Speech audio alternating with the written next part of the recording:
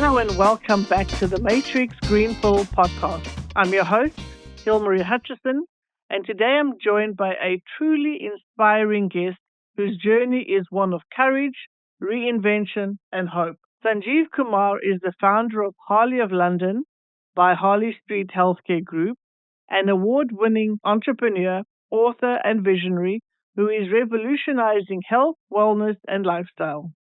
His mission? To make 90 the new 50 and to empower people to live longer, healthier, and more fulfilled lives. Sanjeev's powerful story is a testament to resilience, the importance of self investment, and building a legacy of wellness for future generations. Sanjeev, welcome and thank you so much for joining me today. Thank you so much for having me. Really looking forward to this interesting conversation. Me too, absolutely. Sanjeev, let's begin at the start. Can you tell us a little bit about you and your background? You summed up a lot of things, but I think I will just add to it that, I think I am somebody who is a product of trial and error powered by curiosity. I guess doing hard things, doing things that probably a lot of people will think you have to be crazy. For some reason, I just have that natural inclination to go and do hard things. So that will segue into the background. So most of the plan that I had for my life hasn't worked out. So, I wanted to be a scientist. I ended up being in finance. So that's my background. I never thought I will do business, but I ended up doing business. So now I'm an entrepreneur. That's my background. In summary, I could say somebody who's a product of trial and error and who just carries on, keeps going. I think that's probably how I would summarize myself as an entrepreneur, as a father, as a financial professional. It's a complex being that people become as they progress in life. So I would think that's where my summarization of myself is probably. I love how you say that you're a product of trial and error powered by curiosity. That's fantastic. And that you're so candid that most of your plan did not work out.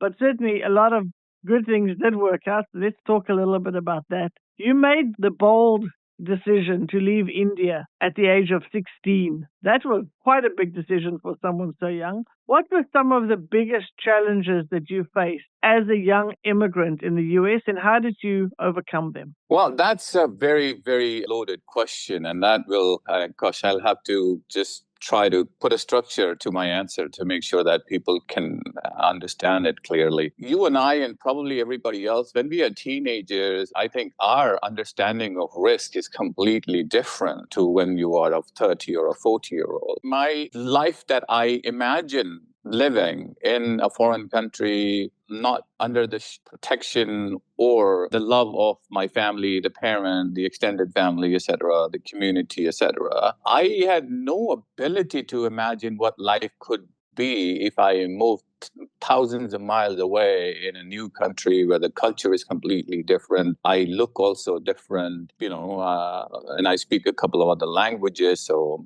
I have an accent, etc., etc. When reality hit me, it was a bit, not just a bit, it was very shocking. I remember going to bed crying and thinking, oh my God, what have I done to my life? It was that painful. And I was trying to find a solid ground on which I could stand. That's why being a teenager is probably a blessing in disguise sometimes, because you take risk without having a clue of what risk you are taking. Even if you face racism, you don't even know you're facing it. If you face discrimination, you don't even know you're facing it because, you're not mature enough to understand what exactly you're going through, because you're going through a lot in your own head. You're just trying to figure things out. And there is nothing but confusion in your head. So, the journey that you thought you're getting yourself in and the journey that you find yourself in are two completely separate realities. And then you have to build yourself. And building yourself isn't easy. Building yourself is all about unlearning and then relearning. Understanding the local community, local culture, understanding the way of the world where you are in. And then slowly you have to learn to let go because that I cannot live in two different places at the same time. That will cause me a lot of disappointment and a lot of heartache. So you have to slowly learn to detach yourself. You have to slowly learn to let go of the loving parent, the society I came from. And that kind of helped me find a solid ground that, okay, I can now stand on a solid ground, and I have to reimagine my identity. I have to reimagine who I am as a person. You find new friends. Sounds like it wasn't all smooth sailing for sure. There was a lot of challenges. And as you say, with a teenage perception of risk is so much different to an adult. And so you go in directly into things without actually thinking through all the pros and cons of things. Then absolutely. There is a lesson for me there, because today, if somebody was to ask me to do that, I'll probably say no 10 out of 10 times, because now I have a different perspective to it. What I was trying to say is the challenges that I faced as a teenager, the same challenges if I was to face today, I will probably have a different approach to it. Maybe I will not go ahead with my decisions because I will think, you know what, there is just too much here, too much chaos, too much disruption that will cost to my life. I'm better off where I am right now. So, the challenges were too many. I mean, too many challenges. Finding the community, understanding the culture, navigating just the orientation of the whole landscape that you find yourself, the discriminations, etc. But what you focus on is, because you're so involved, as you said, you're so involved, you have to hit the ground running. You just don't have the luxury to feel. I mean, you run out of money, so you get into the survival mode. You have to work for 3, 4 different jobs. You don't have the luxury to feel fear also, because you just don't have the luxury. You are in the survival mode at all time. That can only happen when you were a teenager. You could probably do that. When you are in a different stage of your life, I don't think I can do that what I did as a 17, 18, 19-year-old, because firstly, mentally, your capacity to take unknown risk diminishes, because you want to protect yourself. The first thing you want to do is protect yourself. Those are the things that I think is important for me to highlight as part of my journey. Well, you certainly had challenges to face, and yet you did not let those challenges get you down. You went on to have a very successful career in finance, and then there was a turning point again in your life. What was the turning point that made you shift from your focus from Wall Street to wellness? What happens is, this is my own journey. Nothing happens sudden, all of a sudden. There is always a series of things that kind of puts you in a direction that you find yourself in.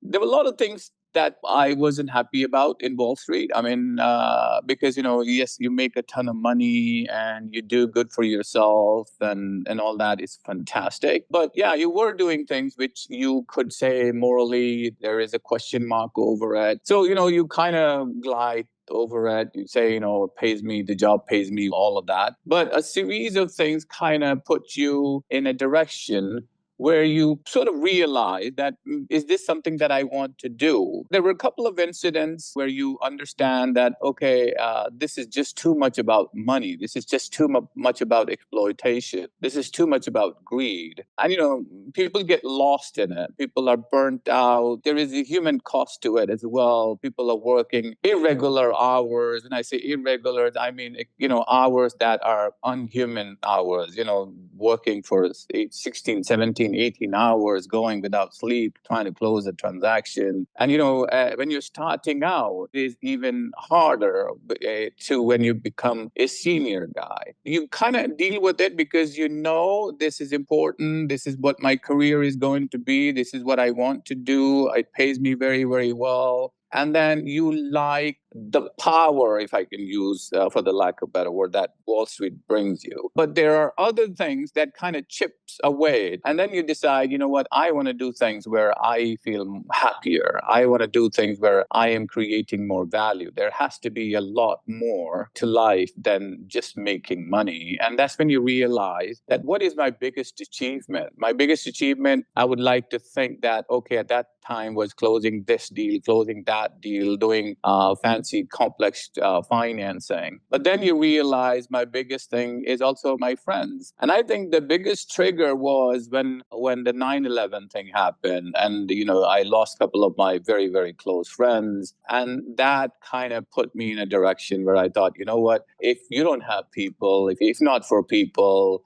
there is no value to economy, there is no value to money, there is no value to anything. At the end of the day, what I wanted to do is move away from a place where it was not a place where I felt comfortable. I felt that, okay, this is where I want to spend the rest of my life in.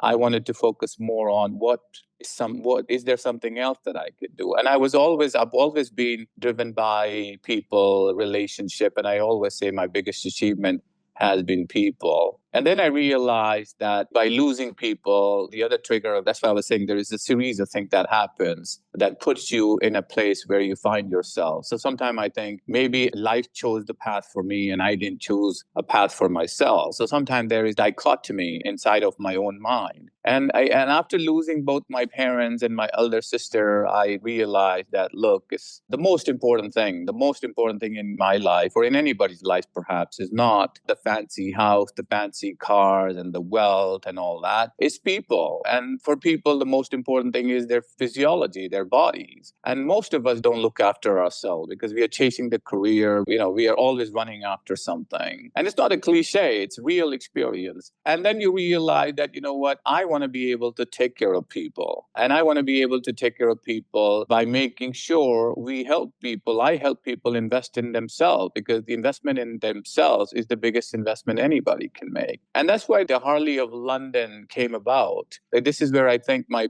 passion and my purpose found a way to connect. When you find your passion and purpose connecting, you wake up thinking about it, you go to bed thinking about it, even though it's painful and business is never easy. You do it because you want to do it, because you wake up, you think about it all the time. That's what I have been doing with Harley of London. And thankfully, I have other successful businesses. So I've been able to support the growth of Harley of London, and I've been able to expand the business. Yes, let's talk about Harley of London. So then you left behind Wall Street, you made this move, and you opened up Harley of London. What is the vision behind Harley of London, and what sets it apart? What impact do you hope to make through it? The most important thing for me personally, I have realized, are people, because that's what my understanding has been now for the journey that I have been on so far. And I realized that, whether it's business, whether it's government, without people, nothing matters really. Nothing matters. And, there are also businesses who talk a good game, but most of them aren't doing really. I mean, there is a lot of exploitation and all that. I wanted to build something that is genuinely creating value for people. You can have a fashion brand and you can have a technology business and all that. But I realized that if I want to help people, if I want to look after people, I need to address health, wellness, and lifestyle, because they're all interconnected. So that's the bigger vision where it comes from. And I realized that let's manage the biggest asset that people have, which is their own bodies. And let's invest in the biggest investment they can ever make, which is their own health. When you look at health and wellness, you realize that 70 to 80% of health and wellness related problem that people have comes from their lifestyle. So then you have to build a bigger ecosystem. And it has not been done before. So, the healthcare and wellness industry are fragmented. They're all over the place. With the team, we've been working very diligently to create an ecosystem. And that's where we became a health, wellness, and lifestyle company, where, we are engaging with people and, working with people and investing ourselves in their entire health, wellness, and lifestyle journey. So that's why our focus is on making 90 the new 50. It's no longer there are a lot of conversation around longevity, but longevity is not a one pill. Longevity is also lifestyle. A lot of our diseases, whether it's cardiovascular issue, whether it's cancer, whether it's mental health, a lot of it is coming from our lifestyle. And nobody's trying to address the lifestyle issue. And what we are hoping to do is I want to personally empower people to make better lifestyle choices. So we built an ecosystem where we have the diagnostic centers, where we have the concierge hospitals, where we have the wellness facility, but we are also engaging with people on a regular basis, what I call a continuity of care. So we want to make sure that we are embedding technology at the place of residence, at the place of work, and to make sure a lot of the data that people are creating, the health data that people are creating by doing their walking, exercise, whatever they're doing, what they eat, we can then put AIs on top of it and then create a personalized profile for our customer. That's why we have developed a product like AssistMD to help physicians better diagnose a customer, provide better treatment plans for customer, take away 45 to 50% of the time they spend on administration, then take that away so that they can focus on providing quality assessment. It's something that we are building that I want it to last for hundreds of years, something that will create value for people, because at the end of the day, health, wellness is forever, because as long as people are around, people will need health and wellness. So I thought, why don't we build something that is going to be there for people and that is going to enable people, empower people? And that's why we have launched something called the Harley Wellness Reward Program, the Harley Wellness Dollar. Yes, I want to talk about that. But before I do, I love this that you said that you want to create real value for people through health, wellness, and lifestyle. And talking about lifestyle, can you maybe give us an example of something that everyone can do or can change in their lives that will improve their future health outcomes? This is what we do: is we assess people's lifestyle. What we have, unfortunately, in healthcare is a very industrial sick care model where one size fits everybody. And unfortunately, it's not true at all. Even if we were identical twins, we will have different immunity footprint. Maybe what people don't understand, or maybe some do, is not everybody needs the same type of exercise because, your body is different. So, you need to make it very personal and you need to optimize it for people. So that's what we are focusing on. So the thing that I'm very of doing is recommending a blanket. That's why, when you have nutritionists, when you have therapists who are recommending blanket recipe or instruction or suggestion, I think that's a bit misleading. I will be wary of that type of recommendation. So what we do is, there are general things that we know people can benefit from is, walking definitely helps. Definitely eating the right food helps because your gut is connected to everything, including your mental well-being. So, what you eat is what you become eventually. So eating right is very, very important. We've seen people who drink a Diet Coke, they eat all kinds of bad food, and they're living till 80s and 85. So that means that they have a different type of, they've been lucky. They won that genetic lottery. But not everybody is the same. That's what I was trying to say. So while we can advise, while I can, or the team that we have, a group of 60 plus clinicians, while we can advise people on a general path that people can take, as I was saying, exercise, walk, eat healthy, and have a better lifestyle. What I have personally found very helpful to me is have a me time, because it's very, very important. We have that lifestyle where we are always busy. We are busy with our family. We are busy with our working colleagues. We are busy in our friend circle, but we don't have time for ourselves. And that's why we get frustrated. We feel lonely. We have anxiety. I think personally, that has been my own journey. So what I do is, whatever is happening to the world, I do find half an hour, which is my me time. And that could be just having a coffee on my own and just switching off from the world, because I want to know that I have spent some time, because ultimately my most intimate moment will be my death. And I don't want to die thinking with regret, thinking, oh my God, I should have spent more time with myself. And that helps me understand, that helps me keep grounded. And it kind of helps me understand, it gives me a different perspective that I need to have resilience. Life will get to me most of the time. I will have to continuously detangle myself. And that mental resilience helps you understand that, okay, these are complex situations that you will face every day. It will be painful every day. You will have complex relationship with your colleagues, with your partners, anywhere you go. But at the end of the day, you will have to learn to navigate all of that. With your back pain, that helps you with the headache. That helps you with develop chronic pain. Because at the end of the day, a lot of what we think ends up manifesting in our system. So that will be my suggestion. That has worked for me. quite well over, I would say, 10, 15, 20 years. Excellent. Thank you for sharing that. So, walking is still something that's good, getting that exercise, getting some movement, eating right.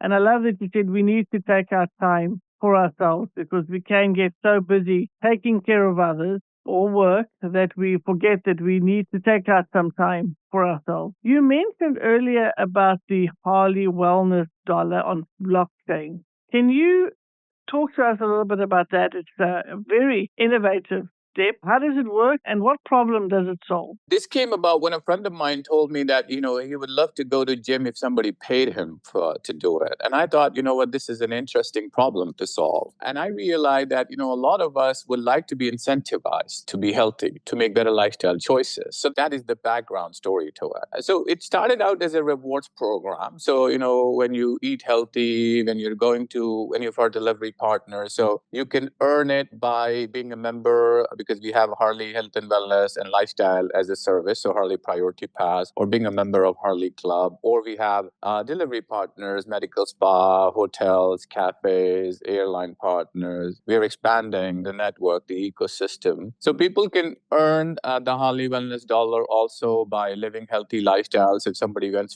for a massage, they can earn Harley Wellness Dollar. If somebody went to a wellness retreat, they can earn Harley Wellness Dollar. If somebody is, as I was saying, maintaining that healthy lifestyle, then every month we allocate them Harley Wellness Dollar. People can invest and own Harley Wellness Dollar as well. So we realized that while people can earn it and redeem it within our ecosystem like they would to like any rewards point or any airline reward point, I thought, we need to make the product more appealing so there is more adoption for it. Then the idea of blockchain came about where I thought, okay, let's issue it on blockchain, on Polygon specifically, so it can trade on exchanges, and people who have the wellness dollar, they have then multiple choices. They can either redeem it within our ecosystem, pay for goods and services, or they can store it on their digital wallet and sell it and make money for themselves. They can even transfer it, gift it, and this could be something that people will be doing more and more because it helps them. The byproduct of it is that people will live a better, healthier lifestyle. Then we added, the product has evolved. Then we thought,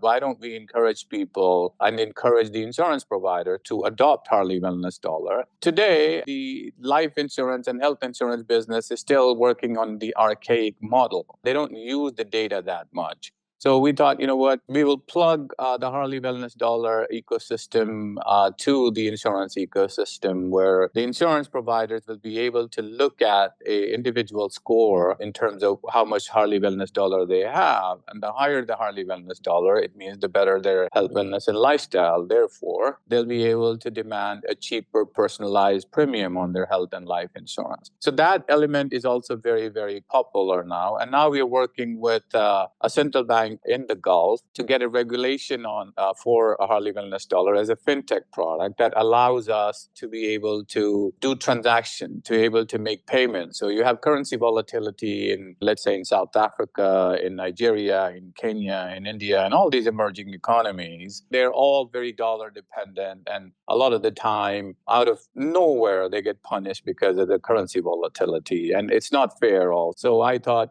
because that's what I've done, created products in Wall Street as well. So I thought I use that experience and create a security that will enable people to make payments in it that will convert into fiat just like any other instrument. The product has evolved. It is gaining a lot of traction. And my end goal is to make sure that this get adopted and it encourages people to have better lifestyle. And obviously people will like to make money, and people will make money because this is been created for people to make a lot of money from it. It's also solving a lot of problems. I kind of highlighted some of the problem you have. We are incentivizing people to live a much healthier lifestyle. So it's solving that health and wellness issue. We are making sure that people who struggle with currency volatility. They're SMEs mainly who are not sophisticated to buy the right type of hedge, etc. They can have this as a store of value, so they don't have to worry about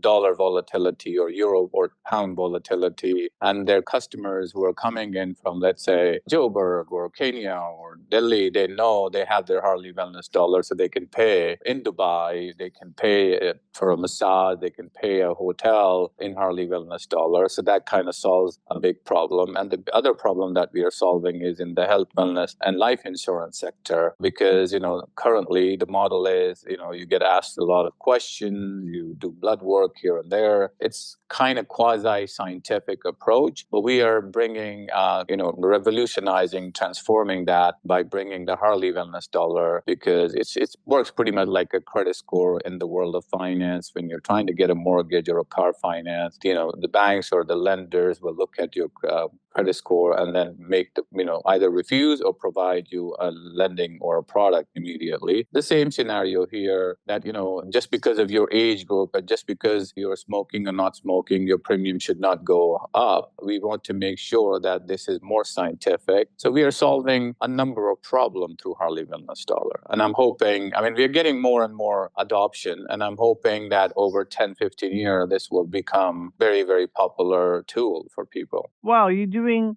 so many different things, solving so many different problems. And I love that you're incentivizing people to go to gym, that there's a rewards program for that. I love it. And then also the idea of possibly being able to lower one's life insurance because you are leading a healthy lifestyle. So there's a lot of things that you are doing. As someone who has dealt with failure, rejection, loneliness, and then of course you've had lots of success in your life, what advice would you give to others facing similar struggles that you've had in the past? I think personally, I'm very hesitant in advising people because I just think everybody has their own journey. But what I can share is my own perspective. I think my perspective is that, resilience is very, very important. Knowing that you will fail, I give myself the right to be wrong all the time. I give myself the right to fail all the time. My perspective, if I was to advise myself, I would say, there is a difference between knowledge and wisdom. Sometimes we think we are smart, but we're not wiser. So we make decisions that it might be smart, but over long term, we realize that was a bad mistake. And when we are failing, we like to blame it on a lot of things, the gods, the everything. We just feel victim. We just victimize ourselves. We think we are less fortunate. Why are others succeeding when we are not succeeding? Maybe the gods have abandoned me. Maybe I'm discriminated against. There are all sorts of excuses that we can kind of entertain, but none of those excuses will help us. So resilience is very important. Having the right perspective is very, very important. And I always tell myself that the only time I will fail is when I will stop trying. But wisdom also tells you that you need to try smarter.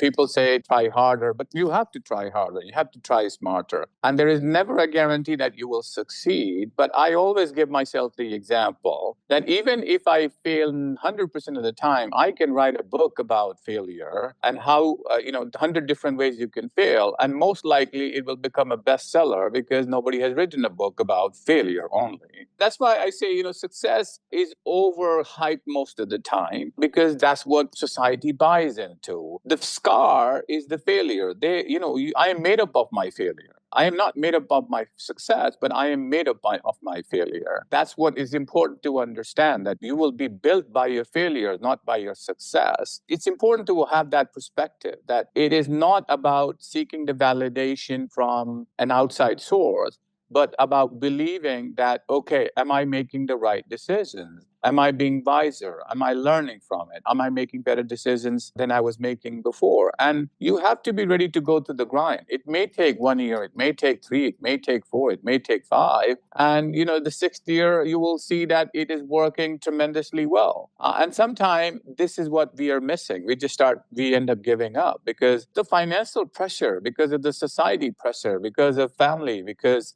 we cannot handle rejection. And you have to detach yourself Always, all the time. That's why I was going back to my me time. I have to detach myself always with the Sanjeev that I am to something else. And that is very important because that's where the solutions come from. When you have managed to detach yourself from the problem, because the solutions are always inside you. It's just that you're so engrossed, you're so overwhelmed by the problem, you are not focusing on the solution. So that will be my advice. It's a long advice, but that's the practicality of how I have solved problems.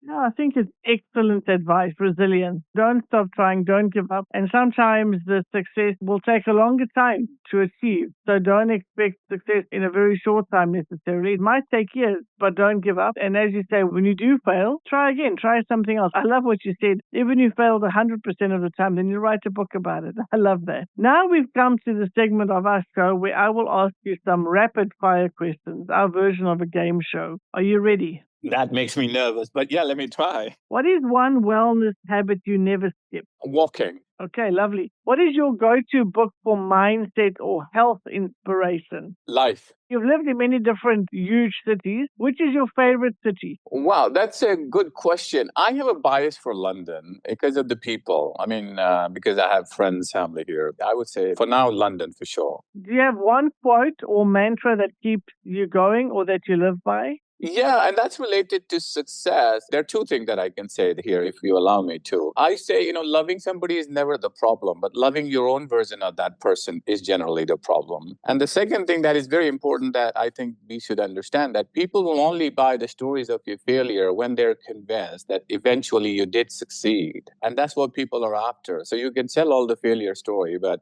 as I was saying, that if people are convinced that even in failing you succeeded, then they will buy that story. In one word, how would you describe your mission? I want to add value. I want to add value to the world. I want to add value to humanity. And if I stop creating value, I'll probably feel useless, redundant. Certainly creating value in all the different projects that you've been involved in. What is one thing that you do every day, no matter how busy you get? Spend 35 minutes of my time with me every day. Well, thank you for playing along. That was easy enough. Now I would like to ask you our signature Greenpill question. Could you share an inspiring or life-changing experience that you have gone through, your Greenpill moment?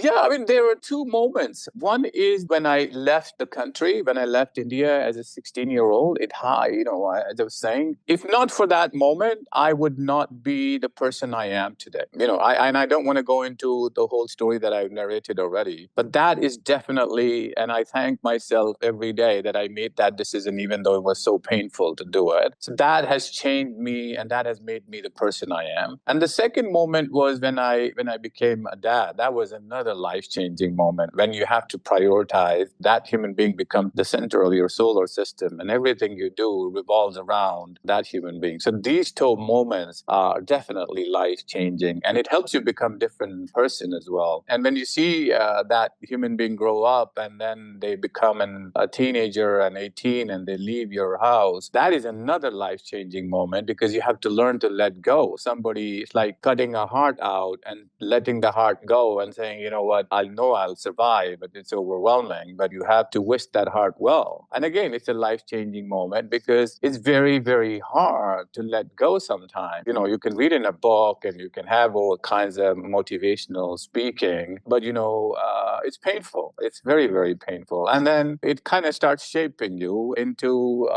the person you become. Maybe, it changes the direction of your travel as well. Thank you so much for sharing those very personal experiences and some of the things that you've gone through. Your journey is a powerful reminder that investing in ourselves, our health, our mindset, our lifestyle, our purpose is the most valuable decisions that we can make. Thank you so much for sharing your story, your vision, and your unwavering hope with us today. Thank you so much for having me. Really appreciate it. It's been an excellent conversation. I've really enjoyed it. Before we sign off, where can our listeners learn more about you and Harley of London, and where can they connect with you? I have my own website, thesanjeevkumar.com, and we have a website of harleyoflondon.co.uk and harleyoflondon.com. And obviously, I have an Instagram handle as SK Human Being and also on LinkedIn and Facebook. Excellent. Thank you very much. And to our listeners, thank you for tuning in to another inspiring episode of The Matrix Greenpill podcast. If you enjoyed this conversation, don't forget to subscribe.